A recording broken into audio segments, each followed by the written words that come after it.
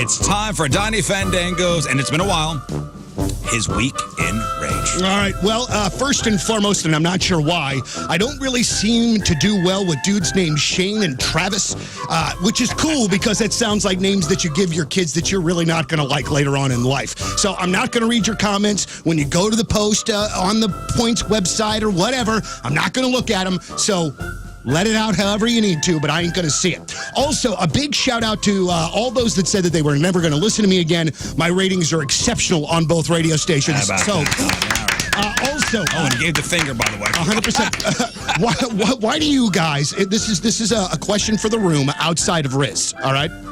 Okay. Why do you guys act so surprised at the very end of the show after the Pappy's recapping when he asks you guys what you have going on? Right. You guys are always like taken aback, like he doesn't ask you every single day. You all have 12 things going on. You know when it's going to be. Spit it out. We want to know. He's legitimately, Rizz is there begging. He's begging. All right, guys, we're getting out of here. The floor is yours. What do you got? One more thing. And then it's like you guys freeze. Just get it together and spit it out. In the history of my life in radio, I have never seen a group of listeners complain like KSHE 95 listeners. Go read a thread from that station, and it feels like people are listening just so they have reasons to bitch. Crazy idea. You don't like what they're doing. You don't like what we're doing. You don't like what anybody's doing. Just don't friggin' listen. It's a lot easier on everybody else. This isn't new, but I hate, and I mean I hate, with every fiber of my soul, virtually every major record label out there. If I had a kid in a band, I think I'd try to navigate that world without the major label system. It's a complete joke for 75 friggin' reasons, and I could do a Week in Rage just on those greasy bastards. I have a basement office, all right? So I've got this basement office. It's my sanctuary. It's where my records are, where my record player is, my baseball, all of it is down there, all right? So a number of years ago, I had the good fortune to meet Lee Smith, Hall of Famer, former Cardinal. You, man, had him in studio at KSHE. So, man, I had a baseball in my car, ran out and got it, ran and got him to sign it. So I have it right in front of my TV in one of those little plastic baseball boxes. Well, Mary had moved some stuff down to my office because she was running out of room in the house. And I come down to the office the other day, and there is a potted plant on my Lee Smith autographed baseball case. Honey, baby, Mary, I love you very, very, very much, but it's an autographed baseball in a case. I would think that alone would go, hey, maybe the potted plant doesn't need to go here. Please move the plant, honey bunny. That's all I've asked. Here's something very serious. Not really serious. A mother effing concert ticket shouldn't cost the same as my goddamn car payment, all right? I see folks buying tickets to see Taylor Swift, spending a couple of grand on 4 tickets. A couple of grand for tickets to a show? I understand it's not 1994. We're not paying $20 anymore, but there's got to be some kind of middle ground. And also those ticketing fees, a total joke. Let's just combine them all under one header and call them extra fees that you can't do anything about fees, because that's all that it is. I don't need it itemized. I see it. It's the screw you fee, and something has got to be done, because if it's not, then people are not going to be able to afford to see live shows. And being able to see a live show for a decent price is how I became a huge, gigantic music nerd. And there's no way, if tickets were crazy expensive, that I would have ever gotten to see half the bands that I got to see. So we have got to figure out a common ground here. No sports betting in Missouri? Cool. I'm glad. I know we don't need the money for anything. Makes total sense. Bumper stickers with small print. What are you doing? So I have to get super close to you to even read what it is that you're trying to represent? It seems to completely defeat the purpose of the bumper sticker and the point in which that you're trying to make. Speaking of driving, if you, and I am honest to Christ, dead serious about, if you tailgate people or you think that the passing lane is for going 100 miles an hour, you're an effing idiot. I'm serious. You are an absolute stooge. I hate your guts. And I'm serious, and I know that this is not going to change anybody and that you're going to still be laughing when you get in your big dumb truck later.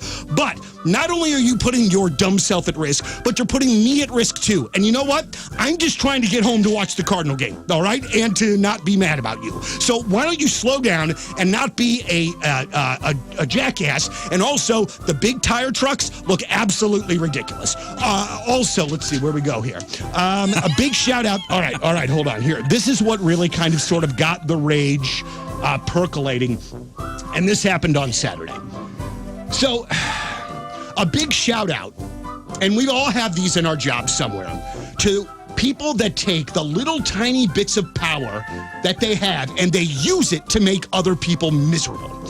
I got dressed down twice on Saturday about a group of goddamn posters and about questions for an interview.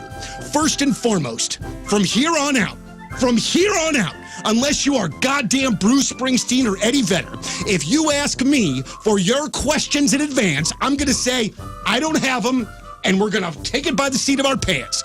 There is no artist that we play, besides maybe the Foo Fighters, that have the right to ask us for the questions in advance.